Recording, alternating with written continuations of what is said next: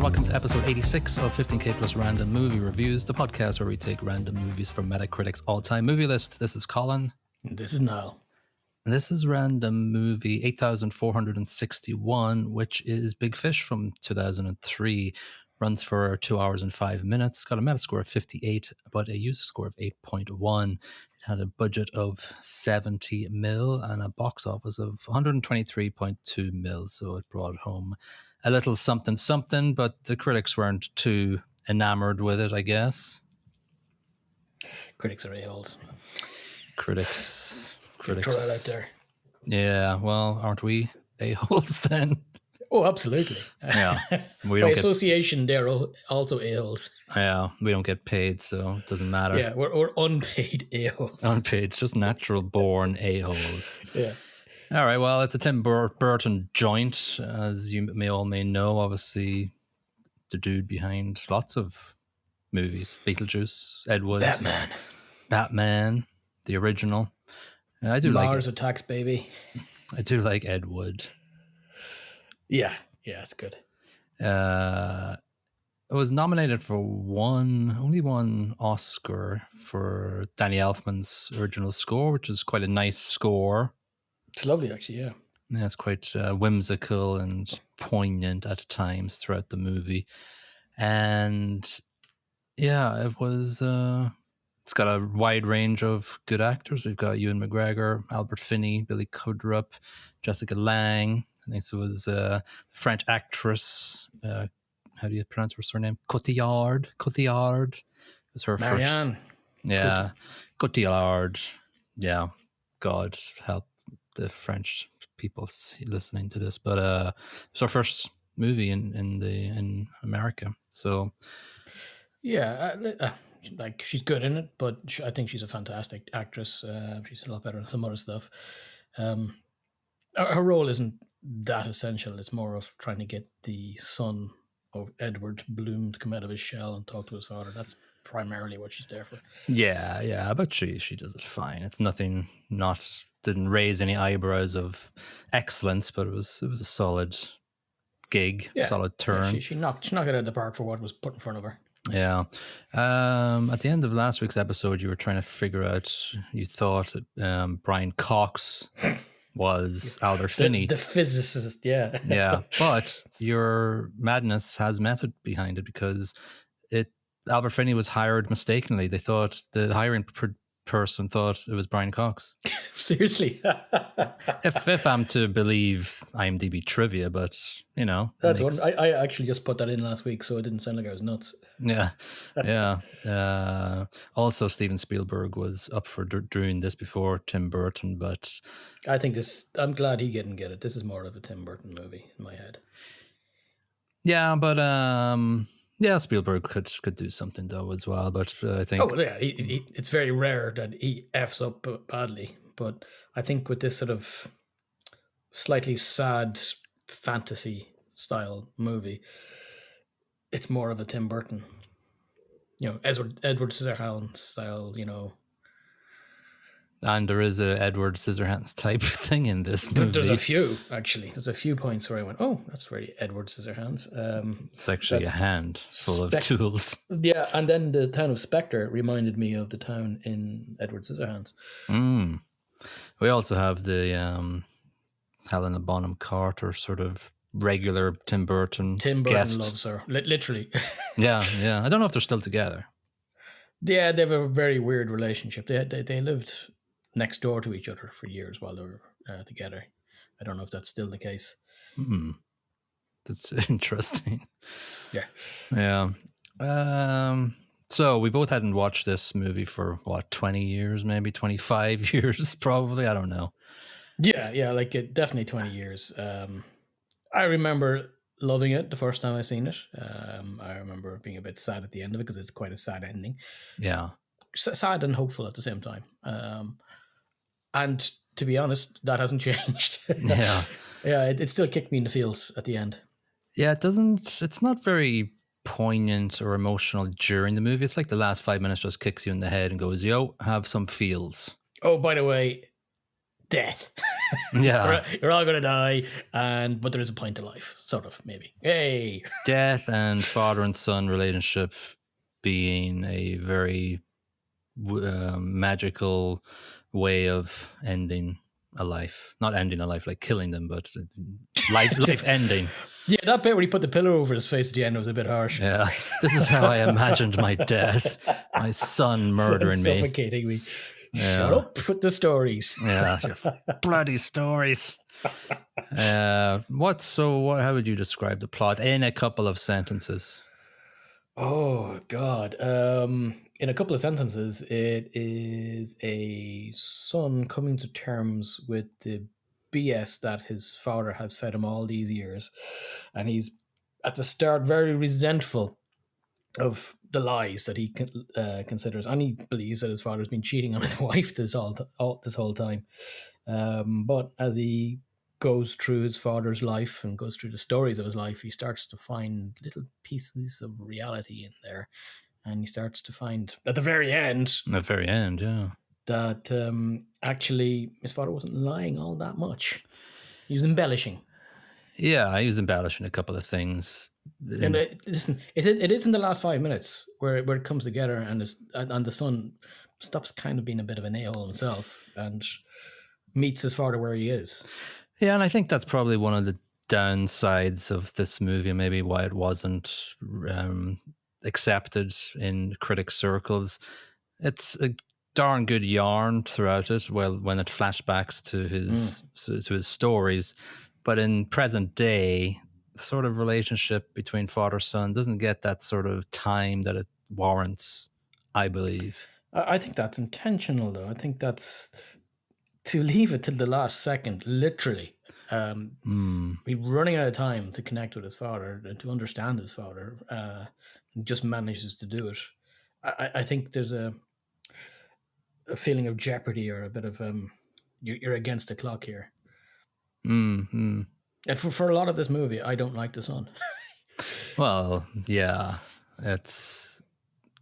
well, you see at the start of the movie, you see sort of a series of life events. The son is just not engaged with his dad. His dad takes the limelight, telling stories and during, important events where he feels he should be the center of attention, and it obviously just culminates into it. And they don't talk for 3 years after the wedding. Yeah.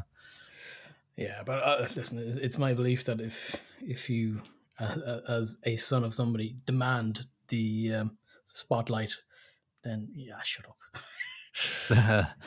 Yeah, at the start, it's kind of, I don't know, it sort of rings through. I don't know what your relationship with your dad is, but one of the things he says at the start of the movie is, we never talked about not talking. And I think I've had lots of conversations with Irish men. Oh, that's an Irish thing. You don't talk to your dad about stuff that is emotional or meaningful in any way.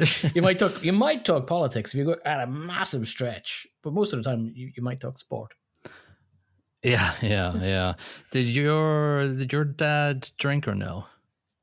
A little bit. Does? Yeah. Nah, he was never a big drinker. Well, not recently anyway. Not in the last 20 years. Right.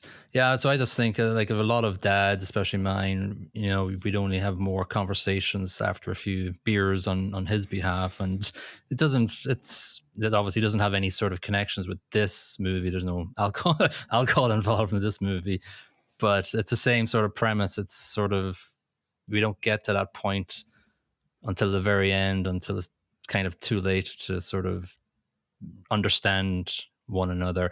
But in this sense as well, it's not the father understanding the son, it's the son trying to understand the father. There's no real reciprocation from the father's point of view, really.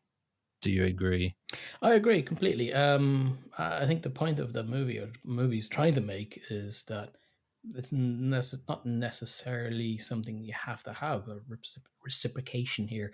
I think potentially the son was expecting too much of the father in this, to have him be somebody he's not. His father was, let's be honest, full of crap constantly, and everything he said was an embellishment or a downright lie. And his father's not going to change just because he's got a son. So He's annoyed that his father lied constantly.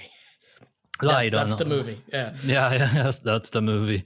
Uh, but his lies are based on a foundation of truth Yeah, and that's the thing he doesn't cop, I guess, until until the the very very end. end. Yeah, That he wasn't lying, he was just putting a bit of flavor.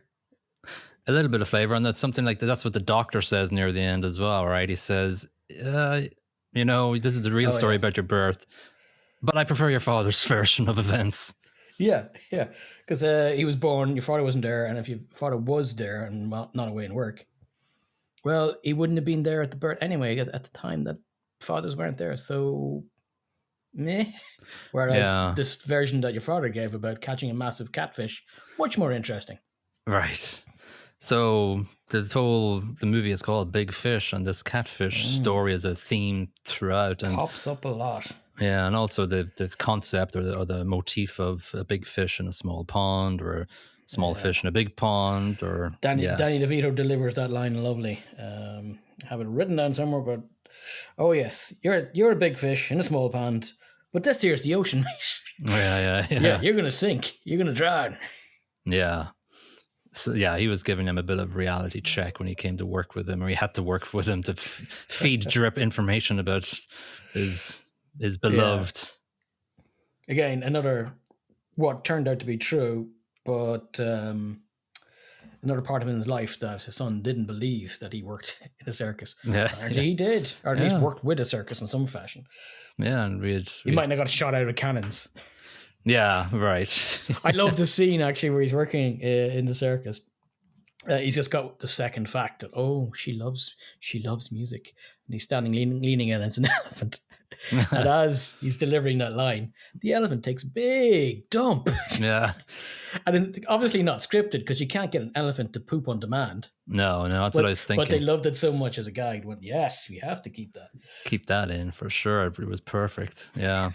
And perhaps a metaphor for bullshit, although it's elephant shit. Yeah. So like this whole, like every story is fascinating and quirky and fun. You start off with the fishing the big fish with the wedding ring, which is sort of, and I love the way the fish is letting out like bellows as if it's and I read today that Johnny Depp voiced the fish. Why not? Burton couldn't help but put him into the movie. Depp needs to be in the movie in some fashion. Get him in the fucking movie. I think he was busy, or he would have probably played young Edward Bloom. Probably. I think McGregor and his young, almost naive face, perfect for it though. Just a smiley, happy, everything's great. Yeah. So the entire movie is pretty much a switch between present day and the father's stories. Present day is basically the father is now dying and on his way out, and he's pretty much bedridden and refuses to tell the truth at any point. And if he's engaged in conversation by either his son or his son's wife, he just goes straight, like the conversation about the Congo and the parents. Yeah. I just love that. Oh yeah, they all speak French. Can't get a word of English out of them. Yeah. And the son says, "Oh, she was there. Josephine was there." Well, then you'll know. Then you'll know. I love it. It just digging, down. Yeah, doubles down, and it doesn't admit anything. But yeah, like he has any conversation he has a tale to tell about something, or he wants to remind them about the story. Blah blah blah. And yes, we know. Yeah, you've said that before. Did I tell you about the time? Yes. Yes, the flying car and the mosquitoes and yeah. Yeah, So there's definitely stories that he tells throughout the movie that stick in your craw a little bit in a positive way, not a negative way. Yeah. Each and every story is beautifully done. Absolutely, like the visuals are fantastic. The story is fantastic. The whimsy of each story is brilliant. Everything's light. There's nothing dark, which is weird for Tim Burton. But there's no darkness to any of these stories at all. Yeah, even when they start off dark with the witch. Potentially very scary. It's not dark. It's very light. Sure, a lot of kids find out how they die. Yes. But that's told in such a wonderful way. It's not dark. It's a cool story, yeah. So the witch has got an eye patch over her eye. When you look into the eye, you see how you die. And HBC again. And one of the girl is Miley Cyrus. I read. Oh, in that the little kids group. Really? Yeah, the one that runs away. Yeah, I'm out of here. She's right. Yeah. So this is when young Edward Bloom looks into her eye and he sees the way it will go in the future. That's how I go. Yeah, he's like, I'm not scared. He's like, oh, that's interesting. Yeah, his friend who we see later on that Don. Don, that's his name. He has Dies 22 on the crapper. On the crapper, a la Elvis. Yeah. Only instead of eating a burger, he was reading porn. Yeah, Playboy. Yeah, I was watching because I was listening to the Pearl Jam song at the end of the movie. Right? Man of the Hour, excellent Forgot song. about that at the end. Great song, yeah. Oh no, it's a classic. It's a great song. Yeah. Another poignant, emotional song as well. The lyrics are ring hard. Yeah, they match the last 5 minutes perfectly. Yeah, for sure. Yeah. So they in present day the son and the wife, Will and Josephine, head home to see Dad, and he goes home and it's all very much sentimental photos along the staircase, and he's heading up to his dad to give him a bit of drink because he hasn't drunk or eaten anything, and it's sort of like, hey, it's me. It's sort of like, haven't seen each other in 3 years, but hello. Don't even say hello, really. No, he hands him the can, says, drink this. And he's like, no, I'm not drinking that. Okay, drink half of it. Yeah. And I'll tell your mother you drank a lot. Oh, not your mother, your wife. Yeah, and that's sort of like, they tiptoe around, they sort of go, we're talking fine. The dad says, we're talking fine just now. We're both storytellers. Well, he's not wrong. Like, the son's supposed to work for Universal Press as opposed to Associated Press, so yeah, I guess they couldn't use the name, but that I guess makes you a storyteller of sorts. Yeah, Only he's reporting on fact as opposed to his dad, who refuses to go anywhere near the facts. Yeah, so I think he says a couple of things here that sort of bases the rest of the movies. The dad, Edward Bloom, is saying, dying is the worst thing to happen to me, but this isn't how I go. Yeah. So we get that first inclination of him telling the son, yeah, I know where I'm going to go. And that definitely comes up in one of the last scenes. And again, so well son, I know that it takes a long time to come back. In fact, that's a lie. It's a motif used throughout the entire movie. Because he does all this crazy crap going, well, I did the crazy thing because I know I'm not dying this way. Yeah, right. So he did all these crazy things. Like he jumped into enemy territory in Asia and didn't really do anything. Korea. Yeah, he didn't have a care in the world because he knew how he was going to die, and it wasn't it. Sticking his head inside the mouth of a lion, not a problem. He didn't have any care in the world. And he went through the shortcut knowing it's dangerous and saw a spider sign. And, no problem. He confronted Carl the Giant. Yeah, exactly. Yeah. Well, that's sort of, a couple of, so like, that first scene where he's with his dad, he kind of instigates. He's, the son wants to know the truth. He's like, I just want to know the truth. What do you mean the truth? I want to get some facts of your life that aren't lies. And he went, what? No, that isn't. Yeah. That's what you're getting. Yeah. So we have a flashback, one of the major flashbacks where we kind of get Edward's childhood in a couple of minutes. So he grows up really quickly. 3 years in bed.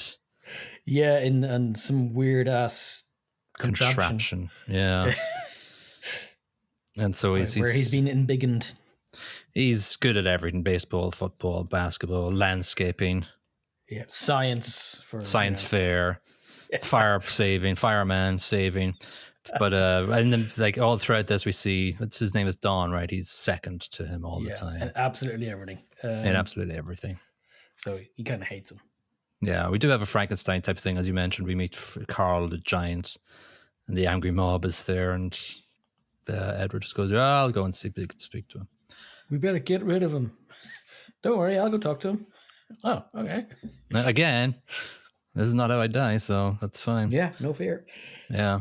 So he heads. So now Carl is played by Matthew McGrory, who had 29 and a half sized shoes. He's US. a big man. He only lived another 2 years after this as well, apparently. Yeah, he died of congestive heart failure. Not really surprising considering the size of him.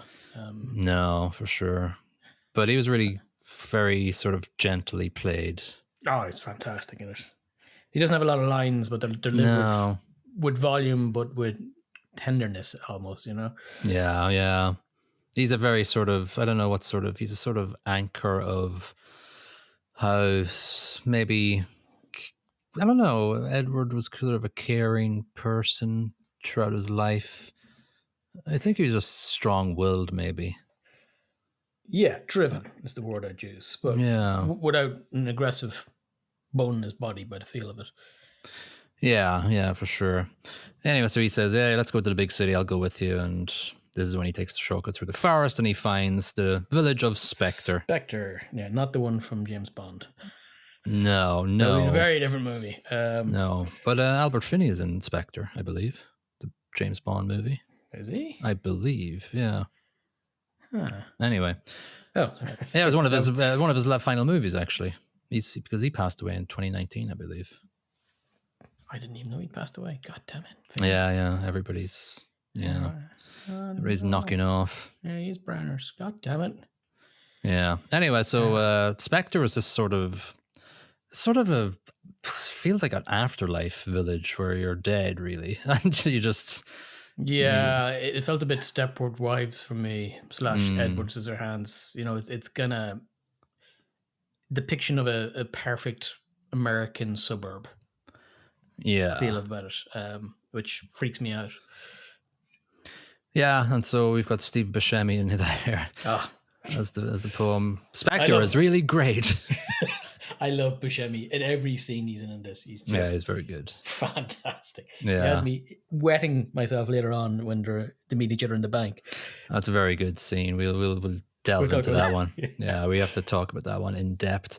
But like Spectre is just this place where you just feel like you stay forever, and you arrive too early. Yeah, young girl Jenny, and then we've got the naked woman who's actually the fish and slash wife, and so it's just, and he realizes quite quickly, I don't belong here, and like obviously I'm not going to die here either, so I'm off skis.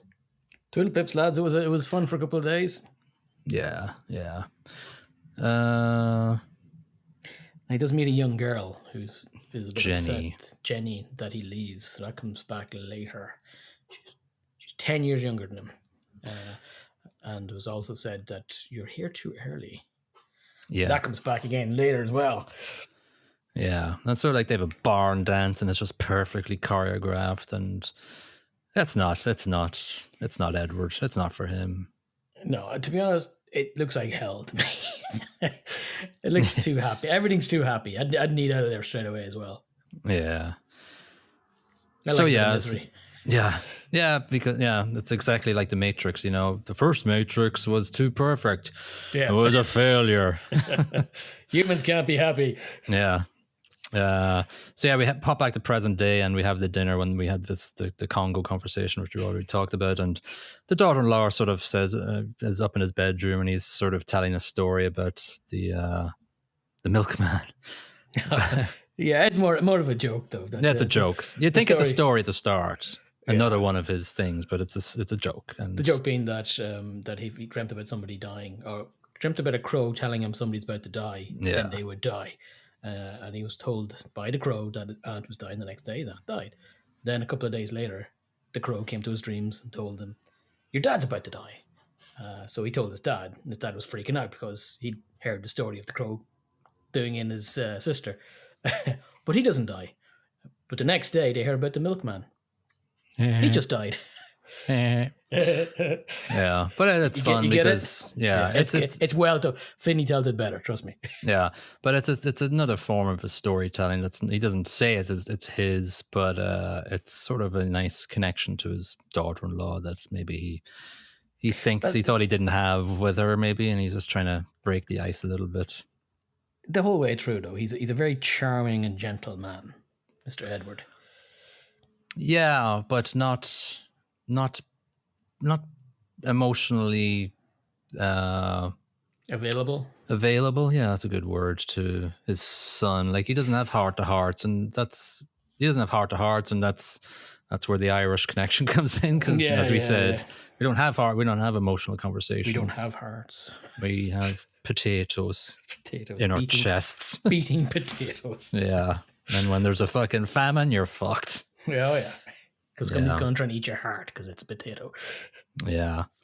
Anyway, we have another flashback then, and about, we have to go back, and he heads to the circus, and we meet Danny DeVito, and he introduces the Colossus, and we can see Edward's just not impressed. Yeah. So whistles for Carl. Carl turns up.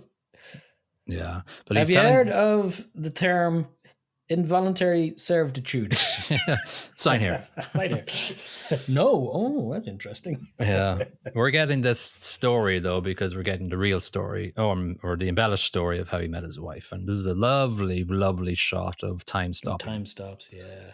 It's beautiful. Just beautiful. That's when you just remember, you're like, oh, yeah, it's this scene. Or he pushes the popcorn out of the way. His version of bullet time, only it's less violent. Yeah, a little Matrix connection again. Jesus. Yeah, bloody hell. And then it goes extra fast to catch up, which is another little This quirky. is why his wife got away. His wife got away. Screwed him over. Like the big fish. Oh my God, yeah, so hard to catch. It's so hard to catch. But he describes then to Danny DeVito, just after Carl has signed his life away, that he describes the lady who has infatuated him. So, and DeVito's like, "Oh, I know who that is. Yeah, that's not for you. Yeah, nah, not for you. Not for you. You're big fish, small pond. This is the ocean, baby." And just anyway, the way DeVito delivers it, it's great. God, it's just DeVito. Tim Burton knows how to get the best out of DeVito. Yeah. Like his penguin. Bloody hell. Yeah, of course. So he said, "Listen, I'll work for you. Give me your information." So DeVito drags them on for how much was it? How long was it? 3 years again. 3 years. There's a 3-year theme throughout the entire movie. 3 years in a bed. 3 years he didn't talk to his son. 3 years in the circus, and 3 years in the military. So 3. I don't know why 3. Maybe it's a religious thing. He likes triangles. Tree. He likes trees. Okay, so he does the circus work, and Danny DeVito's a werewolf, and so he helps him out. He helps him out. I love how it ends where he releases him from his contract, effectively. DeVito does, because they had a little bit of fun when he was a wolf, played catch with a stick or something. I love at the end of the scene, Mr. Bloom walks off. He's out of scene. And it's just DeVito there, and he starts scratching himself with his foot. Yes. And it's beautiful. It's just DeVito being DeVito, being dirty. Great. More of that in the world, I say. Yeah. So we have this very sort of, isn't it Buddy Holly, the Everyday song? Every day. Yep. So that's our sort of like background music to going to Sandra's university to woo her. Yeah, that's when Don Price gets in the way. He's Don Price. She's engaged already, but he does everything. He does daffodils in the field. Mild stalking is what I would call it. Yeah. Well, did you read that today? It's the scene or two that they cut out that made him even more stalkerish, and they said, "Oh, really? Yeah. So that was I'm glad they cut that out, because it was borderline stalky as was. It was a little bit much. He was like, he was walking away, and then he went, "No, I don't give up. No, I'm not giving up. She's marrying me, and she doesn't get a choice." Wait, I shouldn't say that out loud. So weird conversation tomorrow morning over breakfast. So yeah, he does all these things. He writes in smoke in an airplane in the sky. He sabotages a university professor's slide. Yeah. The That professor was I one of the wouldn't. authors of the book. I wouldn't by the thank him way. for that. No, definitely not. Yeah, and then he goes daffodils. Have some daffodils. All the And effing daffodils. he does say to her in the daffodil scene, "I love you," and then I got the Groundhog Day vibe where she goes, Yeah. "You don't even know me." I got her accent from Groundhog Day, Andy McDowell's accent. You don't even know me. In her Yeah, very much southern like that. drawl. But the thing is, I think he's kind of lost at this point. He's not going to win. But Don comes over, and Don's an a-hole. Well, he beats the shit out of him, and he promises Sandra he wouldn't fight back, so he doesn't. So he just sits there and takes it. And there's a great scene where he's just beat the living crap out of Edward. Yeah. And she takes off the ring and hands it back to Don. And Don's like, what? And then it pans over to Edward, and it's just big smile and blood dripping down his face going, yeah. And I think he takes one more hit and he just smiles when he gets hit again, or one of the last hits. Yeah, he's just grinning. He's big one bloody grin. Yeah. again. He's the big fish again in a sea of daffodils. Yes. Now, obviously, an embellishment of what happened when he met the future wife. So I would imagine there's some truth to it, but yeah, I'm getting, but probably not the sea of daffodils. But he probably got the shit kicked out of him. Yeah, probably. Yeah, Don was a big guy. Yeah. So we're flashing back to present day where he's sort of submersing himself in a bath because he doesn't want to. He's been thirsty his whole life. Doesn't want to dry out. Yeah. I think it's probably something to do with the chemo. It's a really touching scene where the wife jumps into the bath with him and they just cuddle. It's a bit sad as well. Like, yeah, it's one sign of emotion from him, or he does have some. Yeah, for his wife that he, obviously set out to woo. Yeah. And we have the daughter-in-law saying, I like your stories. And the son is sitting outside after, listening to him telling a few stories to his wife, Edward's daughter-in-law, and he's sort of, I think he's getting somewhere. I think he's understanding that somebody finds joy in his stories still, and does it matter that he's annoyed by them? Yeah, that's kind of what gets me, is that his father, while he's a fantastic communicator, is a terrible communicator, and that's what he doesn't get. His father lacks the ability to meet people and talk about how he actually feels. So he tells a story to say how he feels. His son never gets that bit. That's the one piece that annoys me about the son, I guess. I guess until the very end, and he goes, yeah, I get it now. Yeah, man, but that's the intricacies of the father-son relationship. Yeah, it's just so close and so intertwined that you do sort of harbor resentments at times for the quirks that you both have, I guess. And it takes outsiders to come in, like the daughter-in-law, like his wife, to sit down and be fully engrossed in his stories and think they're wonderful and they're a huge part of who he is, the father. And he kind of says that, and I think it's one of the last lines. He says, the son says that, you've heard a joke so many times, it's no longer funny to you until you hear it one more time, or you hear it from another perspective, and you remember why it was funny. So I think it's the same with the stories his father was telling him. Right, yeah. So he heard it from a different perspective, possibly the way his wife was hearing the story. And he then finds joy again once more under some of those stories. Yeah. So I think him sitting out in the corridor, listening to him weaving tales for his wife is a very important moment, but he's in shadow in the corridor. You don't really see a lot of it, but you see that he's taking the time to actually sit outside and be a part of it, but be outside as an external observer. Yeah. So the next major thing is the military, 3 years in the military, hazardous assignment, reading an English to Asian dictionary. Obviously, that makes him fluent in Korean. Which actually, so I read today, like a bunch of, like, it makes sense he was reading the English to Asian dictionary because all the languages were mixed up. Somebody's speaking Cantonese, somebody's speaking Korean, somebody's speaking Vietnamese or something. So it was all. Really? Yeah. Because I've seen a big ass Korean flag. So yeah. It's the embellishment is so crazy that it just goes, Asia's one country. Yeah, exactly. Yeah. And then maybe the whole point of it breaking down to be just a work of fiction is that they're all just speaking random languages. So it's not he hasn't sort of developed a story enough that everybody's speaking Korean or something like that.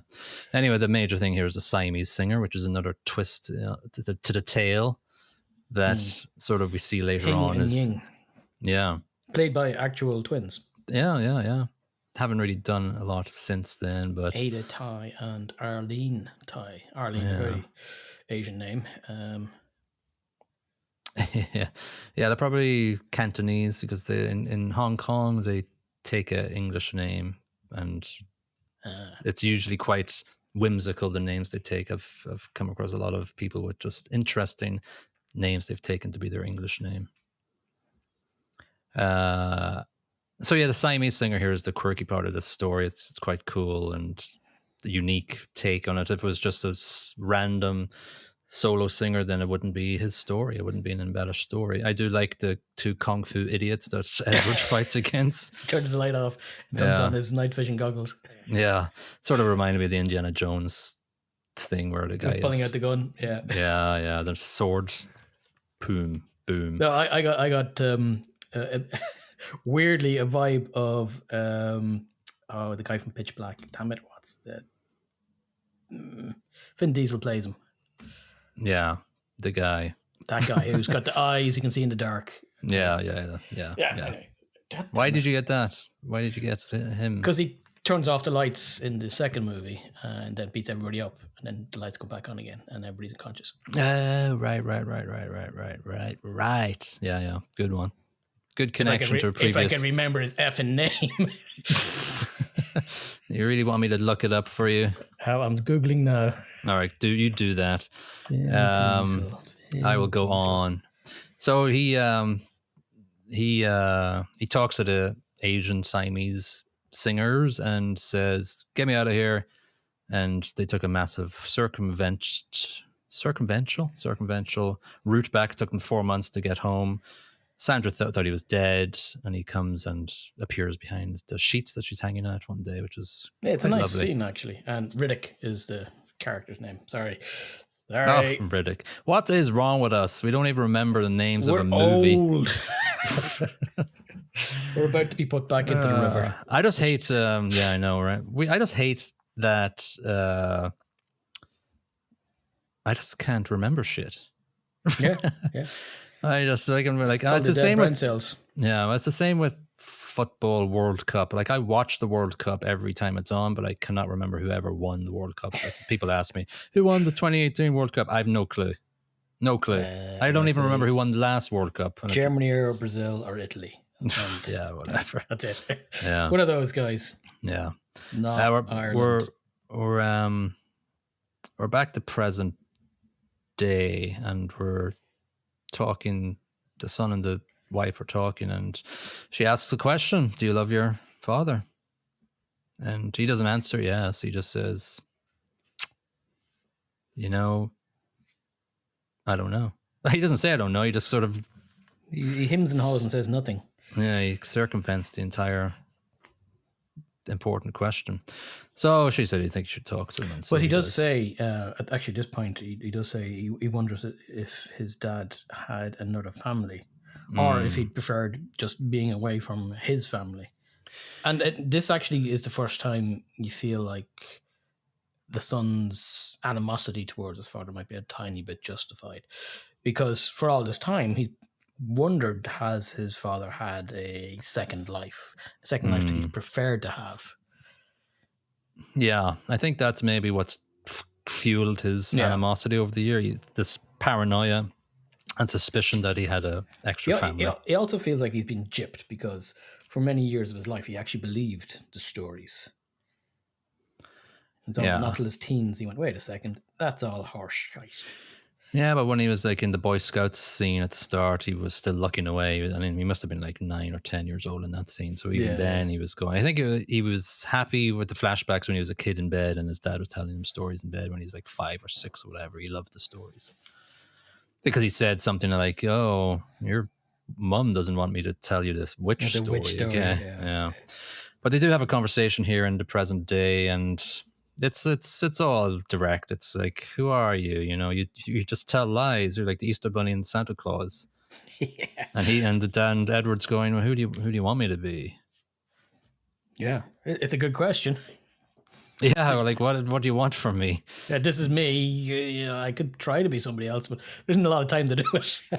Yeah, I'm just thinking at this stage, the dad has told all the stories of his life. What about asking stories of his son's life, of the 3 years they haven't talked? Like, where's that appetite or love for his son to inquire about what's, and what his life is going to be like as a father as well? Like, how's fatherhood going? How do you feel about fatherhood coming up? Because his wife is pregnant at this stage. That does feel like the biggest flaw in his character. He doesn't, when a conversation comes up and the topic is whatever, he will interject and say, well, did I ever tell you about blah blah blah? And yeah, that would annoy the crap out of me. Yeah. I don't know what the importance of him cleaning the pond and there's a fish in there. Maybe it's just another little reminder of the theme throughout. I thought it might be evidence of one of the stories it's the real big fish, but I think it's the first indication that there is, contrary to what the son is saying, there is a reasonably large part of his father in him.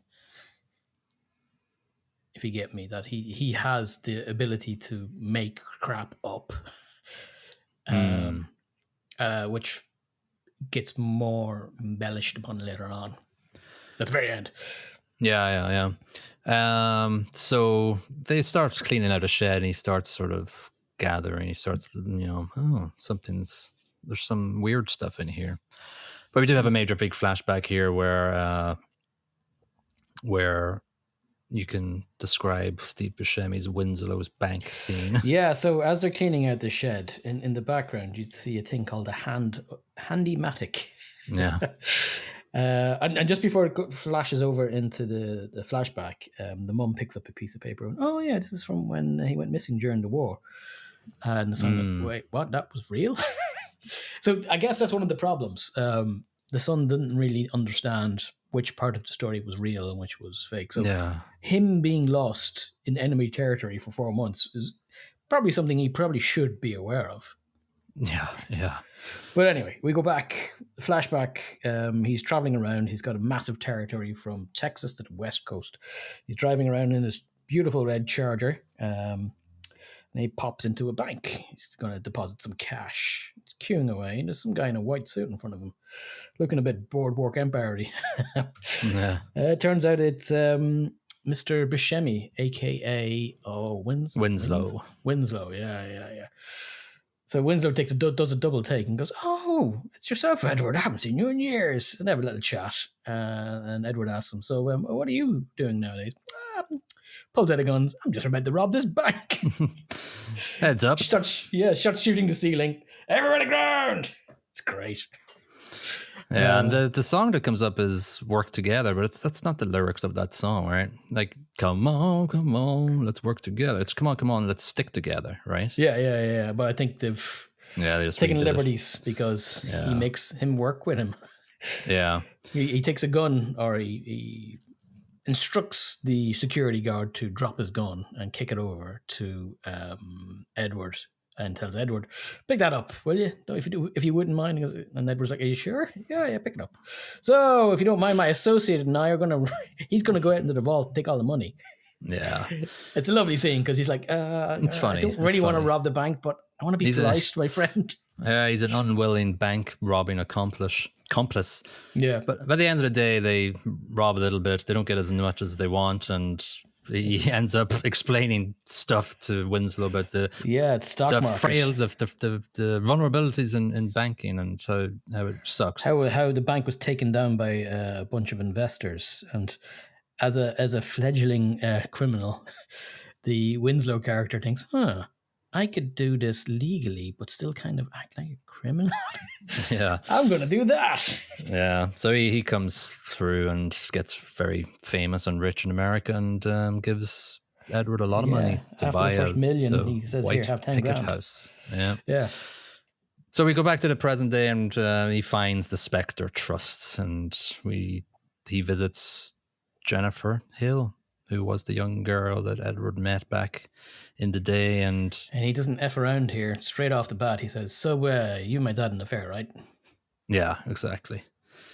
She was like, huh? But she doesn't answer straight away. No. She tells a story. She tells a story. She does. Edward, is it true? And it's a great little story. Basically, the story is Edward pops up late this time, finds the village in disarray. A road has gone through it. Banks have found their way there and tore the place apart. All the shops are foreclosed. The houses are derelict. And he doesn't like this because he loves the little town of Spectre. So he contacts people like Winslow and Mr. Amos Calloway, aka Danny DeVito, and gets a bunch of investment from his friends who he's helped over the years, and they buy the town. And they let the people of the town live there rent-free, which is a lovely little thing. And it nice. turns out that that's actually true in the story. Yeah. Well, it's because the son has the trust in his hands, and they have Jennifer's signature on it. But during the story, Jennifer's holding out for it. But at the end of the story, Edward is fixing up her house a lot. Gets the giant Carl to push it straight, which is another cool. I love that visual. Yeah, it's very cool visual. And she goes to kiss him. That's the last time, and he just goes, nope. I love my wife. Love my wife. And then she just goes, here you go, here's your signature. And so back to the present day, it's sort of, And this is where the son is like, oh my God, all these effing years, I've thought my dad was doing the dirt and I've been an idiot. No, his entire anchor in his life was his wife. He would never do anything that would go against his wife in any way. Yeah. And that's true from the very get-go of the story, really. As soon as he's been in the circus, everything after that is about his wife. Yeah. He gets back home and he's had a stroke and he's on his way out and he's in the hospital and he heads there. That's the shit of it. It's he's so just late. found this fact about his father out. A very important fact that his father was actually a really good man. He had the chance to cheat on his wife with a beautiful young woman, and he doesn't. He says, no, I love my wife. And he's like, oh, crap, I've misjudged him so much. Oh, he's had a stroke. Oh, my God, he's about to die. Yeah. Yeah, it's bad timing. Yeah, it is.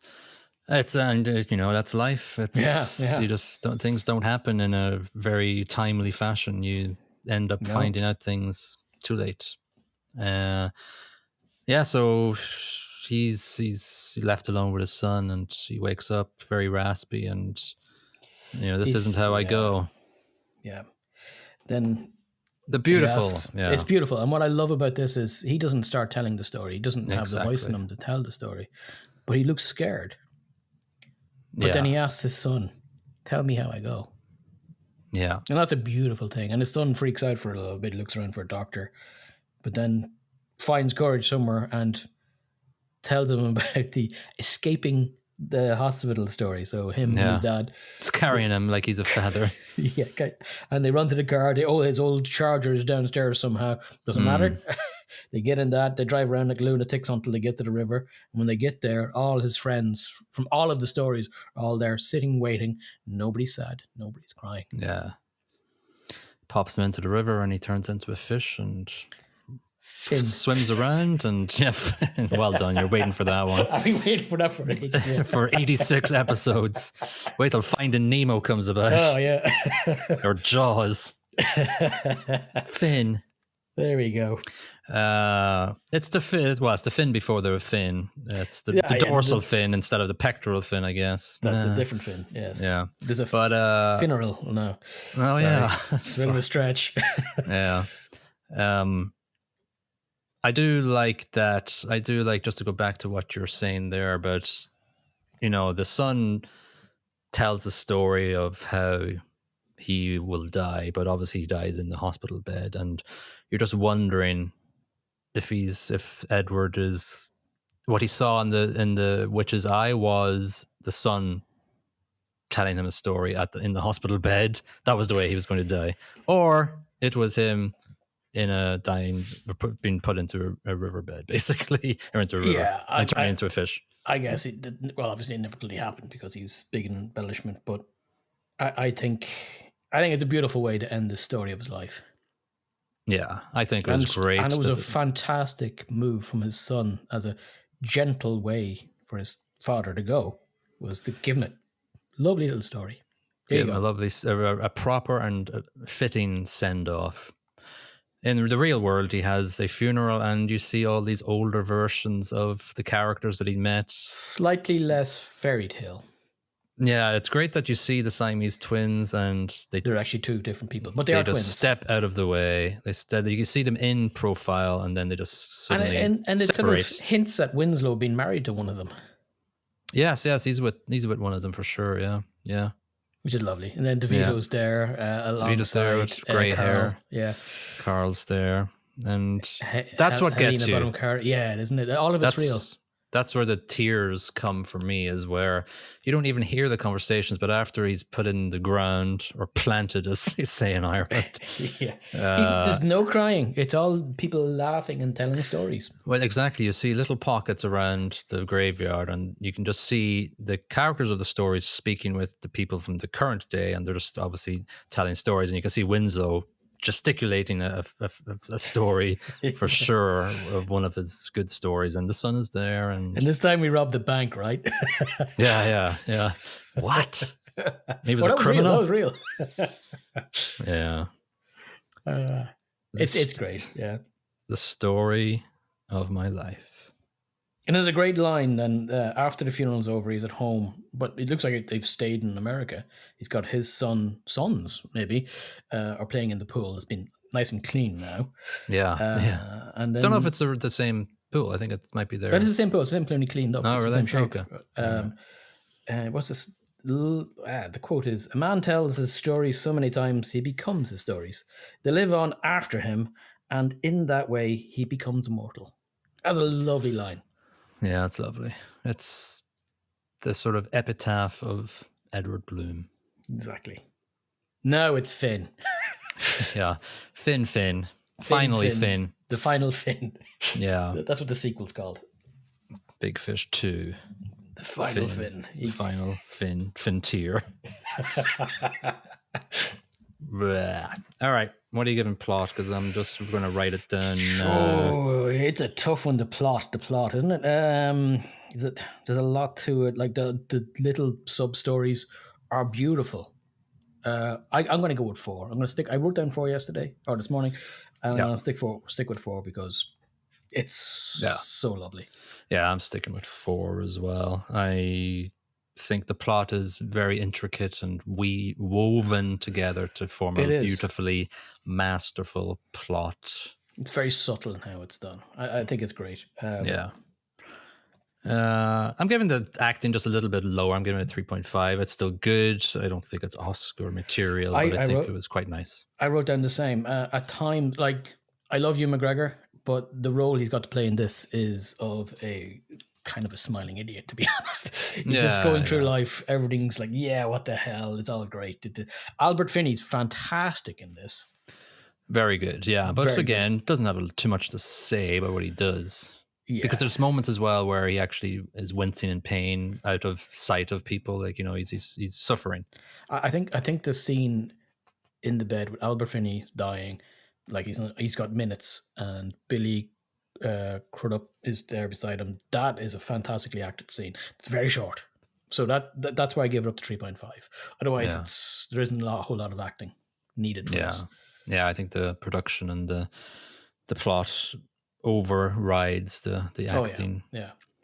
Soundtrack I'm giving a little bit more, 3.75. I think Danny Elfman. Yeah, he's very good, and I understand why he was nominated. I had it at 3.5 until I let the credits play, and there was Eddie Vedder, and I had to give it some more points. I'm sorry. Man of the Hour. Yeah, Man of the Hour by Pearl Jam. Great song. Amazing song. And actually it doesn't appear in any of their albums. It was written for the movie. Yep. Production I'm giving the highest. I'm going to give 4.25. Just because I think there's some amazing visuals in this, and I think for the time, 2003 or so, I think the stop motion, not the stop motion, but the freeze frame one in the circus was amazing. So good, isn't it? And everything else is great too. All Tim the story. Burton on the steroids, really, isn't it? The visuals are just so striking. You know, the contrast in some of the shots is just almost jarring at times. I love it. I love the colors. I love every scene that's chosen. As you say, that bullet time scene where he's moving the popcorn out of the way. Divine. Yeah, it's great. Yeah. Yeah. I've only put that in 4. I probably should have put 4.25, but I'll stick with 4. But the production, no, it's fantastic. All good. Yeah, great.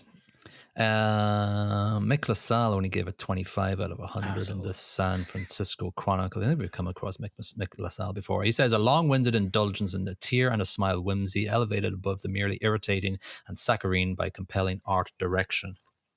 What an absolute git. Yeah. Somebody in Premiere gave it 100, but he basically just says Big Fish really is a big delight. But Clint Morris in Film Trek gave it 90. Says a tale that's so enriching, so heartwarming, so funny, so touching, and so breathtaking. You'll wonder why the king of wackiness didn't branch out sooner. And I think he's right with that, because I think there's a lot more depth to this movie than most Tim Burton stuff. Than much than most of Tim Burton's offerings before this. I think there's a lot more storytelling involved, a lot more whimsy. As he like Mars Attack is not exactly the most deep. I would say Edward Scissorhands is quite a deep movie if you really dig into it. True, but just the plot Batman's didn't really. Deep. No, Beetlejuice is quite rich. Great movie. Yeah, it's quite rich, and Ed Wood is also very, but not in this sense. But it's Sleepy Hollow, director of the Planet of the Apes. I can't believe actually only 2 years after Big Fish was Charlie and the Chocolate Factory. That seems like only 10 years ago for me, the terrible remake. I've unfortunately seen it, yeah. I never watch it. I had great hopes for it. I think I watched it soon after it came out, because I love Tim Burton stuff. I love the visuals he does. Perhaps it's one of those movies that shouldn't be touched, though. Shouldn't have been touched. It was perfect the first time around. Leave it alone. Yeah. Well, let's catch and release this episode then, yeah? Yep. Good movie. Watch it if you haven't watched it. Absolutely, I second that. It's a must watch in my opinion. Yeah, just be prepared to cry for 5 minutes at the end. Yeah, bring a tissue. Yeah. You'll be fine for 95% of it. Pretty much. Yeah.